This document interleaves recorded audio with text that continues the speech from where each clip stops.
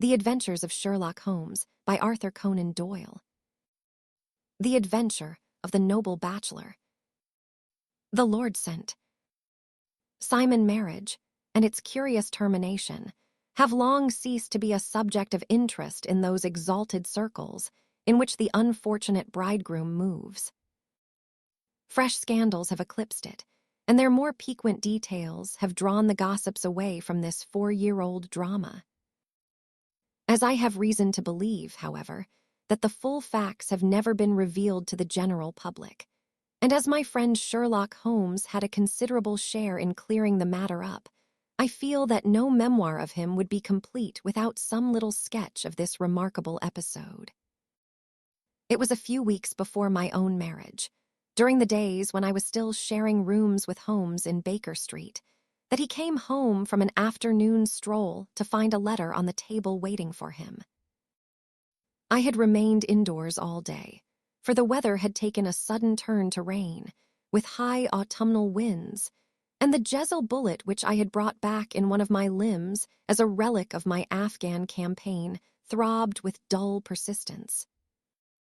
With my body in one easy chair and my legs upon another, I had surrounded myself with a cloud of newspapers until at last, saturated with the news of the day, I tossed them all aside and lay listless, watching the huge crest and monogram upon the envelope upon the table, and wondering lazily who my friend's noble correspondent could be. "Here is a very fashionable epistle," I remarked as he entered. "Your morning letters, if I remember right, were from a fishmonger and a tide waiter." "Yes, my correspondence has certainly the charm of variety," he answered, smiling, "and the humbler are usually the more interesting. This looks like one of those unwelcome social summonses which call upon a man either to be bored or to lie. Oh, come, it may prove to be something of interest after all. I assure you, Watson, without affectation, that the status of my client is a matter of less moment to me than the interest of his case. It is just possible, however, that also may not be wanting in this new investigation. You have been reading the papers diligently of late, have you not?" "It looks like it," said I ruefully, pointing to a huge bundle in the corner. "I have had nothing else to do." "It is fortunate, for you will perhaps be able to post me up." I read nothing, except the criminal news and the agony column. The latter is always instructive. But if you have followed recent events so closely, you must have read about Lord St. Simon and his wedding. That is well. The letter which I hold in my hand is from Lord St. Simon. I will read it to you, and in return you must turn over these papers and let me have whatever bears upon the matter. This is what he says. "M.Y. Dear Mr. Sherlock Holmes, Lord Backwater tells me that I may place implicit reliance upon your judgment and discretion. I have determined, therefore, to call upon you and to consult you in reference to the very painful event which has occurred in connection with my wedding. Mr. Lestrade of Scotland Yard is acting already in the matter, but he assures me that he sees no objection to your cooperation, and that he even thinks that it might be of some assistance. I will call at 4 o'clock in the afternoon, and should you have any other engagement at that time, I hope that you will postpone it, as this matter is of paramount importance. Yours faithfully." It is dated from Grosvenor Mansions, written with a quill pen, and the noble lord has had the misfortune to get a smear of ink upon the outer side of his right little finger, remarked Holmes as he folded up the epistle. "He says 4 o'clock.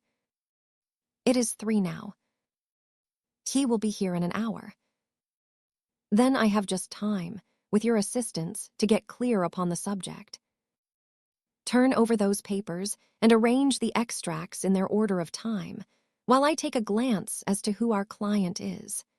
He picked a red-covered volume from a line of books of reference beside the mantelpiece.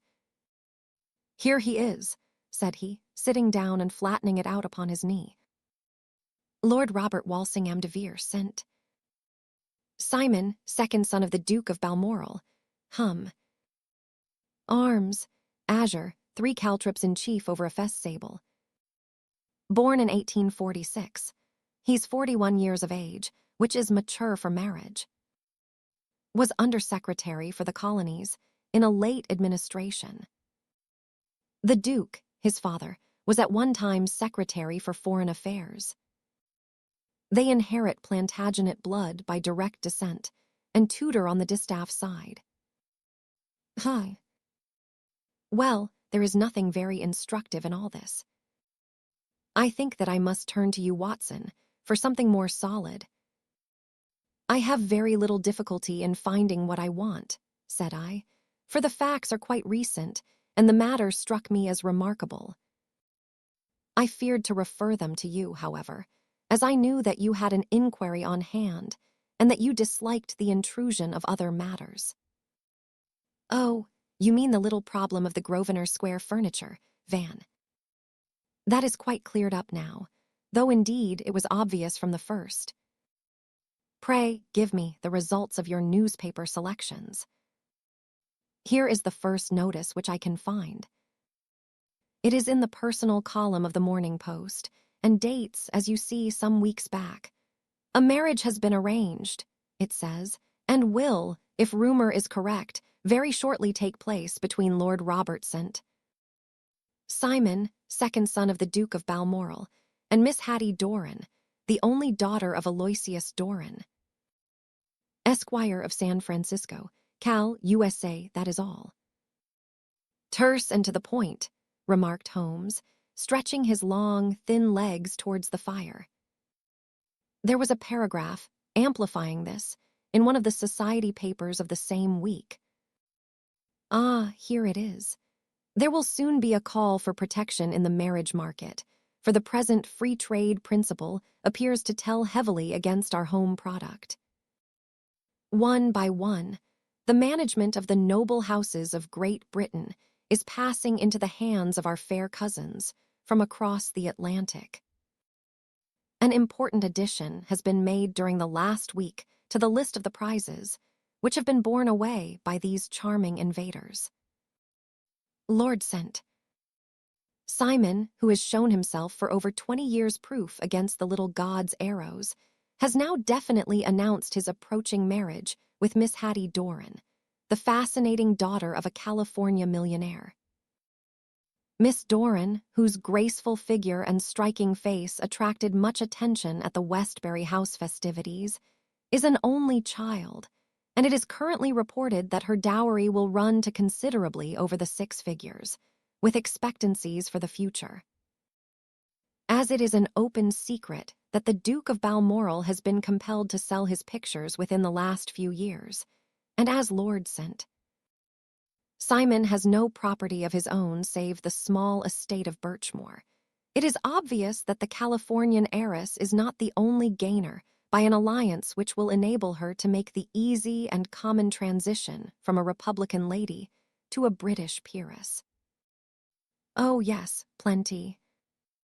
Then there is another note in the Morning Post to say that the marriage would be an absolutely quiet one, that it would be at St.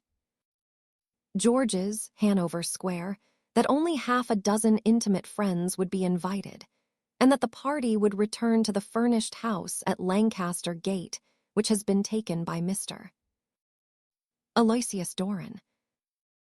2 days later, that is, on Wednesday last, there is a curt announcement that the wedding had taken place, and that the honeymoon would be passed at Lord Backwater's place, near Petersfield.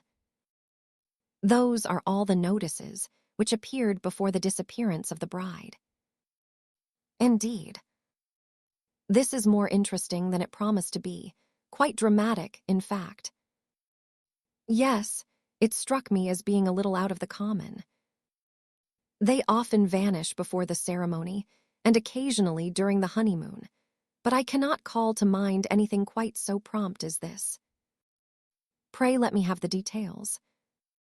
Such as they are set forth in a single article of a morning paper of yesterday, which I will read to you. It is headed, Singular Occurrence at a Fashionable Wedding. The family of Lord Robert sent. Simon has been thrown into the greatest consternation by the strange and painful episodes which have taken place in connection with his wedding. The ceremony, as shortly announced in the papers of yesterday, occurred on the previous morning, but it is only now that it has been possible to confirm the strange rumors which have been so persistently floating about. In spite of the attempts of the friends to hush the matter up, so much public attention has now been drawn to it that no good purpose can be served by affecting to disregard what is a common subject for conversation. The ceremony, which was performed at St. George's, Hanover Square, was a very quiet one, no one being present save the father of the bride, Mr. Aloysius Doran, the Duchess of Balmoral, Lord Backwater, Lord Eustace, and Lady Clara St. Simon, the younger brother and sister of the bridegroom, and Lady Alicia Whittington. The whole party proceeded afterwards to the house of Mr. Aloysius Doran, at Lancaster Gate, where breakfast had been prepared. It appears that some little trouble was caused by a woman, whose name has not been ascertained, who endeavored to force her way into the house after the bridal party, alleging that she had some claim upon Lord St. Simon. It was only after a painful and prolonged scene that she was ejected by the butler and the footman. The bride, who had fortunately entered the house before this unpleasant interruption, had sat down to breakfast with the rest, when she complained of a sudden indisposition and retired to her room. Her prolonged absence having caused some comment, her father followed her, but learned from her maid that she had only come up to her chamber for an instant, caught up an ulster and bonnet, and hurried down to the passage. One of the footmen declared that he had seen a lady leave the house thus apparelled, but had refused to credit that it was his mistress, believing her to be with the company. On ascertaining that his daughter had disappeared, Mr. Aloysius Doran, in conjunction with the bridegroom, instantly put themselves in communication with the police, and very energetic inquiries are being made, which will probably result in a speedy clearing up of this very singular business.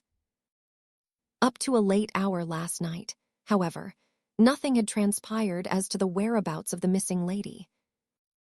There are rumors of foul play in the matter, and it is said that the police have caused the arrest of the woman who had caused the original disturbance, in the belief that, from jealousy or some other motive, she may have been concerned in the strange disappearance of the bride.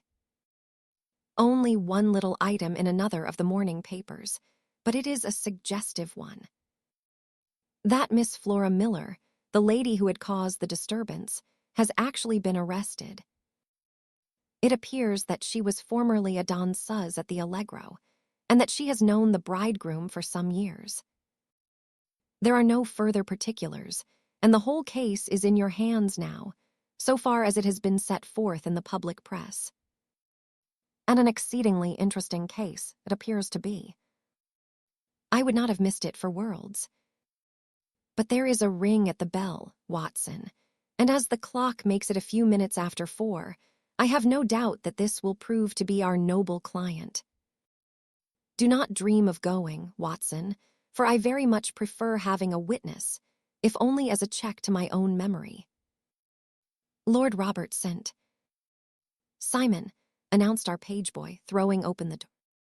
A gentleman entered, with a pleasant, cultured face, high-nosed and pale, with something perhaps of petulance about the mouth, and with the steady, well-opened eye of a man whose pleasant lot it had ever been to command and to be obeyed. His manner was brisk, and yet his general appearance gave an undue impression of age, for he had a slight forward stoop and a little bend of the knees as he walked. His hair, too, as he swept off his very curly-brimmed hat, was grizzled round the edges and thin upon the top. As to his dress, it was careful to the verge of foppishness, with high collar, black frock coat, white waistcoat, yellow gloves, patent leather shoes, and light-colored gaiters. He advanced slowly into the room, turning his head from left to right, and swinging in his right hand the cord which held his golden eyeglasses. "Good day, Lord St." "Simon," said Holmes, rising and bowing. "Pray take the basket chair. This is my friend and colleague, Dr. Watson. Draw up a little to the fire, and we will talk this matter over. A most painful matter to me, as you can most readily imagine, Mr. Holmes. I have been cut to the quick. I understand that you have already managed several delicate cases of this sort, sir, though I presume that they were hardly from the same class of society." "You can understand," said Holmes suavely, "that I extend to the affairs of my other clients the same secrecy which I promise to you in yours." "Of course." "Very right. Very right. I'm sure I beg pardon. As to my own case, I am ready to give you any information which may assist you in forming an opinion." "Thank you. I have already learned all that is in the public prints, nothing more. I presume that I may take it as correct. This article, for example, as to the disappearance of the bride." "Lord St." Simon glanced over it. "Yes, it is correct as far as it goes. But it needs a great deal of supplementing before anyone could offer an opinion. I think that I may arrive at my facts most directly by questioning you. I was amused by her society, and she could see that I was amused. He is said to be the richest man on the Pacific slope. In mining. He had nothing a few years ago. Then he struck gold, invested it, and came up by leaps and bounds. Now, what is your own impression as to the young ladies, your wife's character?" The nobleman swung his glasses a little faster and stared down into the fire. "You see, Mr. Holmes," said he, "my wife was 20 before her father became a rich man. During that time, she ran free in a mining camp and wandered through woods or mountains, so that her education has come from nature rather than from the schoolmaster. She is what we call in England a tomboy, with a strong nature, wild and free, unfettered by any sort of traditions. She is impetuous, volcanic, I was about to say. She is swift in making up her mind, and fearless in carrying out her resolutions. On the other hand, I would not have given her the name which I have the honor to bear." He gave a little stately cough. "Had I not thought her to be at bottom a noble woman. I believe that she is capable of heroic self-sacrifice, and that anything dishonorable would be repugnant to her. I brought this with me." He opened a locket and showed us the full face of a very lovely woman. It was not a photograph but an ivory miniature, and the artist had brought out the full effect of the lustrous black hair, the large dark eyes, and the exquisite mouth. Holmes gazed long and earnestly at it. Then he closed the locket and handed it back to Lord St. "Simon, the young lady came to London then, and you renewed your acquaintance." "Yes, her father brought her over for this last London season. I met her several times, became engaged to her, and have now married her. A fair dowry. Not more than is usual in my family. And this, of course, remains to you, since the marriage is a fait accompli." "Very naturally not. Did you see Miss Doran on the day before the wedding?" "Never better. She kept talking of what we should do in our future lives." "Indeed. That is very interesting. And on the morning of the wedding?" She was as bright as possible, at least until after the ceremony. Well, to tell the truth, I saw then the first signs that I had ever seen that her temper was just a little sharp. The incident, however, was too trivial to relate and can have no possible bearing upon the case. Oh, it is childish. She dropped her bouquet as we went towards the vestry. She was passing the front pew at the time, and it fell over into the pew. There was a moment's delay, but the gentleman in the pew handed it up to her again, and it did not appear to be the worse for the fall. Yet when I spoke to her of the matter, she answered me abruptly, and in the carriage, on our way home, she seemed absurdly agitated over this trifling cause. Indeed. You say that there was a gentleman in the pew. Some of the general public were present then. Oh, yes. It is impossible to exclude them when the church is open. This gentleman was not one of your wife's friends. No, no. I call him a gentleman by courtesy, but he was quite a common-looking person. I hardly noticed his appearance. But really, I think that we are wandering rather far from the point. Lady sent. Simon, then, returned from the wedding in a less cheerful frame of mind than she had gone to it. What did she do on re-entering her father's house? Alice is her name. She is an American and came from California with her. A little too much so. It seemed to me that her mistress allowed her to take great liberties. Still, of course, in America they look upon these things in a different way. Oh, a few minutes. I had something else to think of. Lady sent. Simon said something about jumping a claim. She was accustomed to use slang of the kind. I have no idea what she meant. American slang is very expressive sometimes. And what did your wife do when she finished speaking to her maid? No, alone. She was very independent in little matters like that. Then, after we had sat down for 10 minutes or so, she rose hurriedly, muttered some words of apology, and left the room. She never came back. But this maid, Alice, as I understand, deposes that she went to her room, covered her bride's dress with a long ulster, put on a bonnet, and went out. Quite so. And she was afterwards seen walking into Hyde Park in company with Flora Miller, a woman who is now in custody, and who had already made a disturbance at Mr.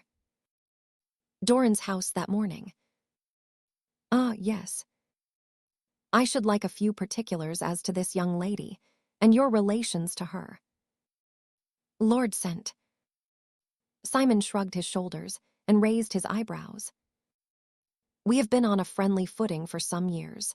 I may say on a very friendly footing. She used to be at the Allegro. I have not treated her ungenerously, and she had no just cause of complaint against me, but you know what women are, Mr. Holmes. Flora was a dear little thing, but exceedingly hot-headed and devotedly attached to me.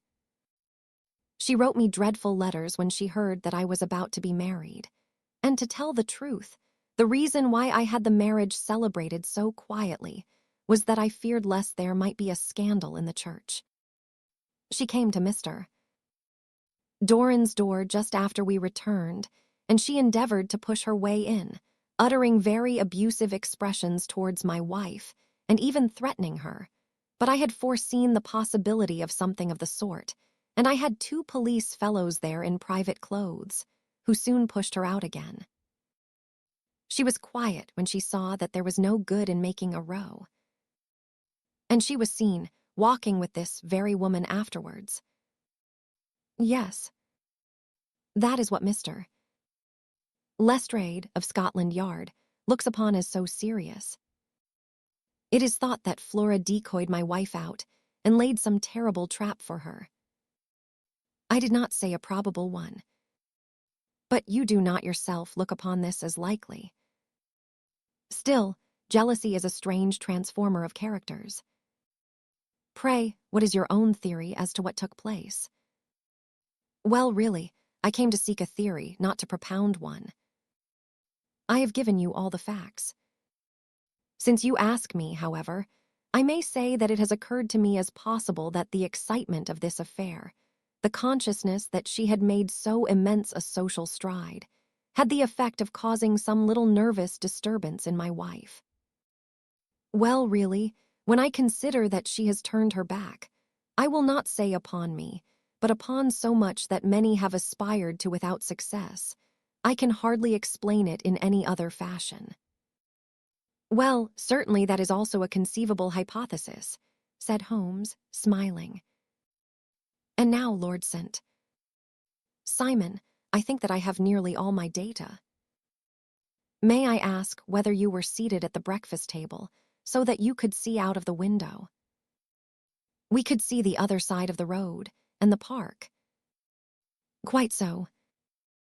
Then, I do not think that I need to detain you longer. I shall communicate with you. Should you be fortunate enough to solve this problem, said our client, rising. Lord St. Simon shook his head.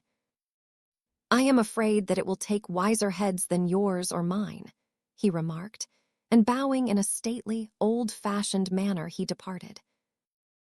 It is very good of Lord St. Simon to honor my head by putting it on a level with his own, said Sherlock Holmes, laughing. I think that I shall have a whiskey and soda and a cigar after all this cross-questioning. I had formed my conclusions as to the case before our client came into the room. I have notes of several similar cases, though none, as I remarked before, which were quite as prompt. My whole examination served to turn my conjecture into a certainty. Circumstantial evidence is occasionally very convincing, as when you find a trout in the milk, to quote Thoreau's example. Without, however, the knowledge of pre-existing cases which serves me so well. There was a parallel instance in Aberdeen some years back, and something on very much the same lines at Munich the year after the Franco-Prussian War. It is one of these cases, but hullo, here is Lestrade. Good afternoon, Lestrade. You will find an extra tumbler upon the sideboard, and there are cigars in the box. The official detective was attired in a pea jacket and cravat, which gave him a decidedly nautical appearance, and he carried a black canvas bag in his hand. With a short greeting, he seated himself and lit the cigar which had been offered to him. "What's up, then?" asked Holmes with a twinkle in his eye. "You look dissatisfied." "And I feel dissatisfied. It is this infernal scent. Simon marriage case. I can make neither head nor tail of the business. Who ever heard of such a mixed affair? Every clue seems to slip through my fingers. I've been at work upon it all day. And very wet it seems to have made you, said Holmes, laying his hand upon the arm of the pea jacket. Sherlock Holmes leaned back in his chair and laughed heartily. Have you dragged the basin of Trafalgar Square fountain? He asked. Because you have just as good a chance of finding this lady in the one as in the other. Lestrade shot an angry glance at my companion. I suppose you know all about it, he snarled. Well, I have only just heard the facts, but my mind is made up. Oh, indeed. Then you think that the serpentine plays no part in the matter.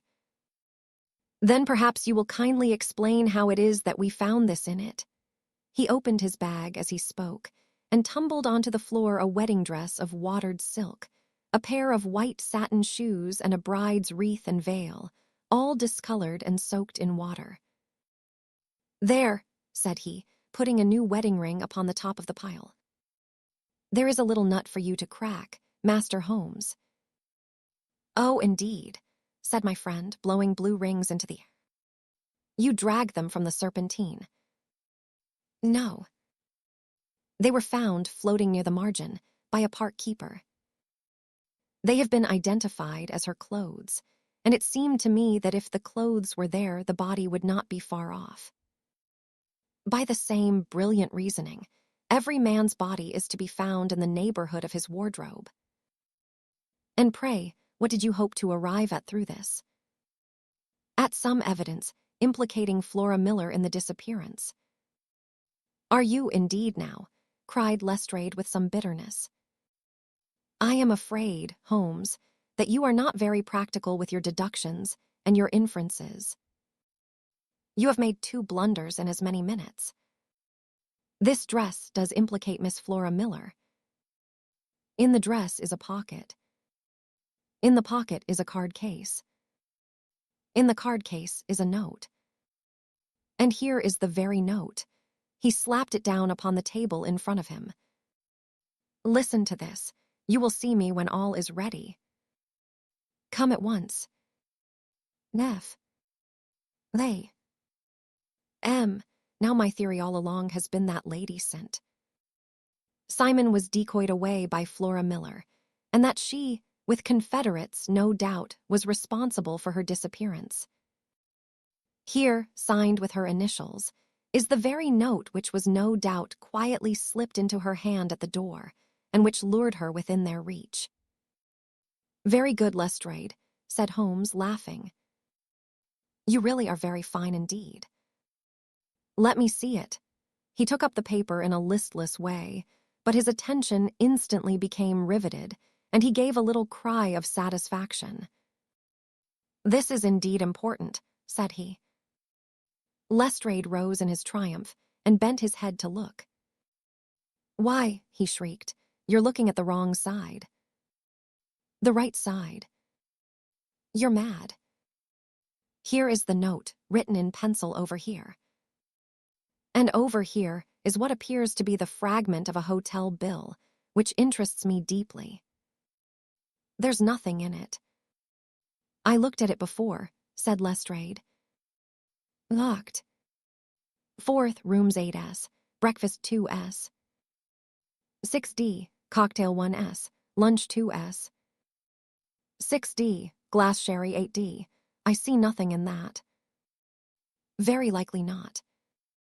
It is most important, all the same. As to the note, it is important also, or at least the initials are, so I congratulate you again. I've wasted time enough, said Lestrade, rising. I believe in hard work, and not in sitting by the fire spinning fine theories.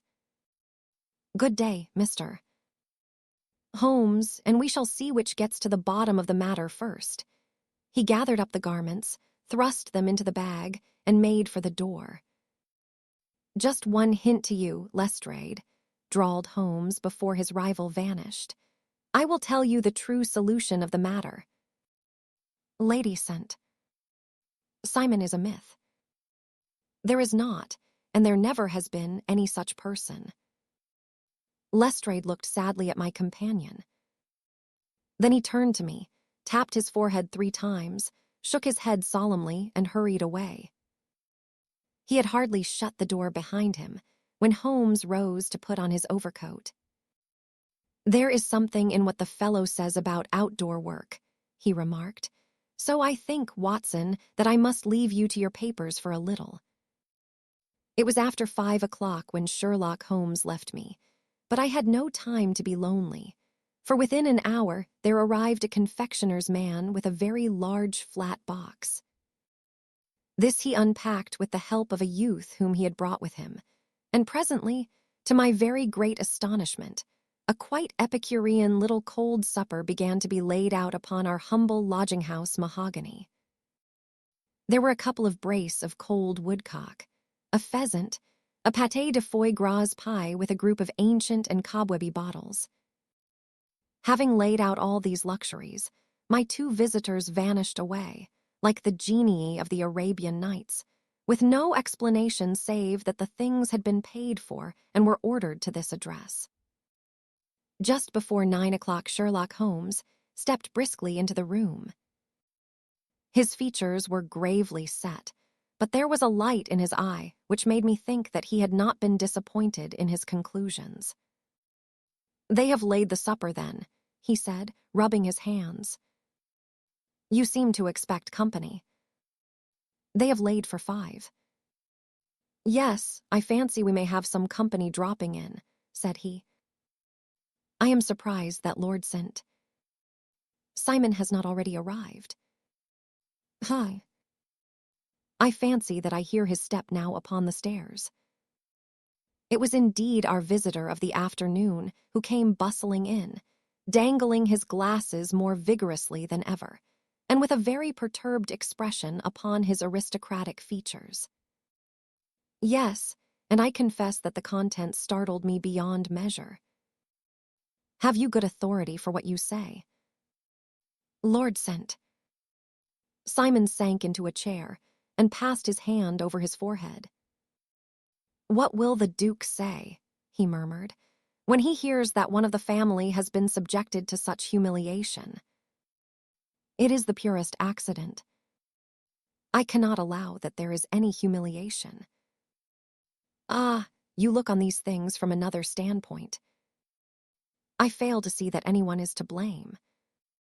"I can hardly see how the lady could have acted otherwise, though her abrupt method of doing it was undoubtedly to be regretted. Having no mother, she had no one to advise her at such a crisis." "It was a slight, sir, a public slight," said Lord St. Simon, tapping his fingers upon the table. "You must make allowance for this poor girl, placed in so unprecedented a position." "I will make no allowance. I am very angry indeed, and I have been shamefully used." "I think that I heard a ring," said Holmes.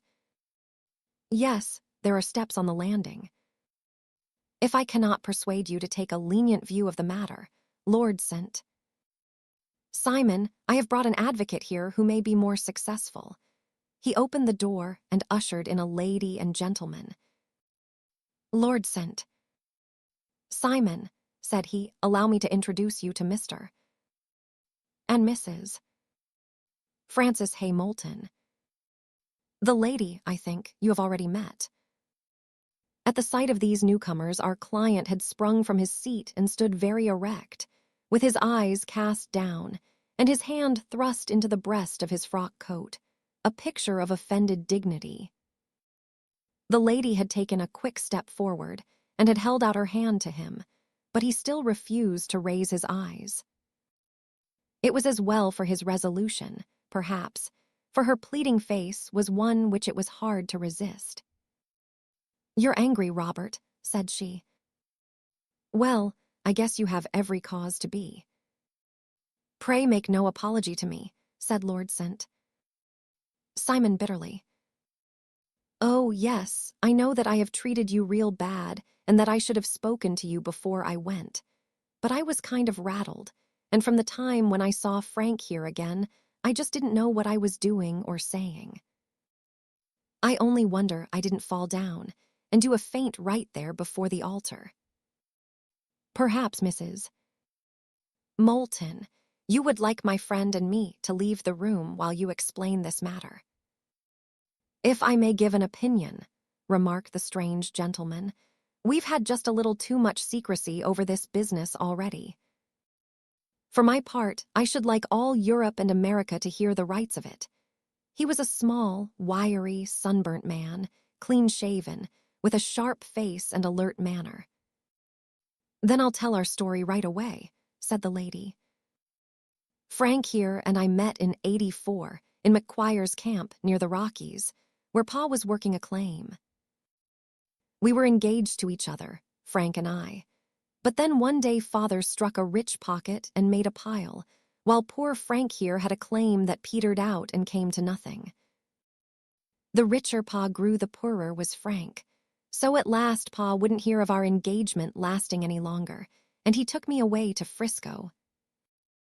Frank wouldn't throw up his hand, though, so he followed me there, and he saw me without Pa knowing anything about it. It would only have made him mad to know, so we just fixed it all up for ourselves. Frank said that he would go and make his pile, too, and never come back to claim me until he had as much as Pa. So then I promised to wait for him to the end of time, and pledged myself not to marry anyone else while he lived. "Why shouldn't we be married right away then?" said he, "and then I will feel sure of you, and I won't claim to be your husband until I come back." Well, we talked it over, and he had fixed it all up so nicely, with a clergyman all ready and waiting, that we just did it right there. And then Frank went off to seek his fortune, and I went back to Pa. The next I heard of Frank was that he was in Montana, and then he went prospecting in Arizona, and then I heard of him from New Mexico. After that came a long newspaper story about how a miners' camp had been attacked by Apache Indians, and there was my Frank's name among the killed. I fainted dead away, and I was very sick for months after. Pa thought I had a decline, and took me to half the doctors in Frisco. Not a word of news came for a year and more, so that I never doubted that Frank was really dead. Then Lord sent. Simon came to Frisco, and we came to London, and a marriage was arranged, and Pa was very pleased. But I felt all the time that no man on this earth would ever take the place in my heart that had been given to my poor Frank. Still, if I had married Lord St. Simon, of course I'd have done my duty by him. We can't command our love, but we can our actions. I went to the altar with him, with the intention to make him just as good a wife as it was in me to be. But you may imagine what I felt when, just as I came to the altar rails, I glanced back and saw Frank standing and looking at me out of the first pew. I thought it was his ghost at first, but when I looked again there, he was still, with a kind of question in his eyes, as if to ask me whether I were glad or sorry to see him. I wonder I didn't drop. I know that everything was turning round, and the words of the clergyman were just like the buzz of a bee in my ear. I didn't know what to do. Should I stop the service and make a scene in the church? I glanced at him again, and he seemed to know what I was thinking, for he raised his finger to his lips to tell me to be still. Then I saw him scribble on a piece of paper, and I knew that he was writing me a note. As I passed his pew on the way out, I dropped my bouquet over to him, and he slipped the note into my hand when he returned me the flowers. It was only a line asking me to join him when he made the sign to me to do so. Of course, I never doubted for a moment that my first duty was now to him, and I determined to do just whatever he might direct. When I got back, I told my maid, who had known him in California and had always been his friend. I ordered her to say nothing, but to get a few things packed and my ulster ready. I know I ought to have spoken to Lord St. Simon, but it was dreadful hard before his mother and all those great people. I just made up my mind to run away and explain afterwards. I hadn't been at the table 10 minutes before I saw Frank out of the window at the other side of the road. He beckoned to me and then began walking into the park. I slipped out, put on my things, and followed him. Some woman came talking something or other about Lord St. Simon seemed to me from the little I heard as if he had a little secret of his own before marriage also. But I managed to get away from her and soon overtook Frank. We got into a cab together, and away we drove to some lodgings he had taken in Gordon Square, and that was my true wedding after all those years of waiting. Frank had been a prisoner among the Apache, had escaped, came on to Frisco, found that I had given him up for dead and had gone to England, followed me there, and had come upon me at last on the very morning of my second wedding. I saw it in a paper, explained the American. It gave the name and the church, but not where the lady lived. Then we had a talk as to what we should do, and Frank was all for openness. But I was so ashamed of it all that I felt as if I should like to vanish away and never see any of them again, just sending a line to Pa, perhaps, to show him that I was alive. It was awful to me to think of all those lords and ladies sitting round that breakfast table and waiting for me to come back. So Frank took my wedding clothes and things and made a bundle of them so that I should not be traced, and dropped them away somewhere where no one could find them. It is likely that we should have gone on to Paris tomorrow, only that this good gentleman, Mr. Holmes, came round to us this evening, though how he found us is more than I can think, and he showed us very clearly and kindly that I was wrong and that Frank was right, and that we should be putting ourselves in the wrong if we were so secret. Then he offered to give us a chance of talking to Lord St. Simon alone, and so we came right away round to his rooms at once. Now, Robert, you have heard it all, and I am very sorry if I have given you pain, and I hope that you do not think very meanly of me. Lord St. Simon had by no means relaxed his rigid attitude, but had listened with a frowning brow and a compressed lip to this long narrative. "Excuse me," he said, "but it is not my custom to discuss my most intimate personal affairs in this public manner." "Then you won't forgive me? You won't shake hands before I go?" "Oh, certainly, if it would give you any pleasure." He put out his hand and coldly grasped that which she extended to him. "I had hoped," suggested Holmes, "that you would have joined us in a friendly supper." "I think that there you ask a little too much," responded his lordship. "I may be forced to acquiesce in these recent developments, but I can hardly be expected to make merry over them. I think that with your permission, I will now wish you all a very good night." He included us all in a sweeping bow and stalked out of the room. "Then I trust that you at least will honor me with your company," said Sherlock Holmes. "It is always a joy to meet an American, Mr. Moulton, for I am one of those who believe that the folly of a monarch and the blundering of a minister in far-gone years will not prevent our children from being some day citizens of the same world-wide country under a flag which shall be a quartering of the Union Jack with the stars and stripes." "The case has been an interesting one," remarked Holmes when our visitors had left us, "because it serves to show very clearly how simple the explanation may be of an affair which at first sight seems to be almost inexplicable. Nothing could be more natural than the sequence of events as narrated by this lady, and nothing stranger than the result when viewed, for instance, by Mr. Lestrade of Scotland Yard. From the first, two facts were very obvious to me. The one that the lady had been quite willing to undergo the wedding ceremony, the other that she had repented of it within a few minutes of returning home. Obviously, something had occurred during the morning, then, to cause her to change her mind. What could that something be? She could not have spoken to anyone when she was out, for she had been in the company of the bridegroom. Had she seen someone, then?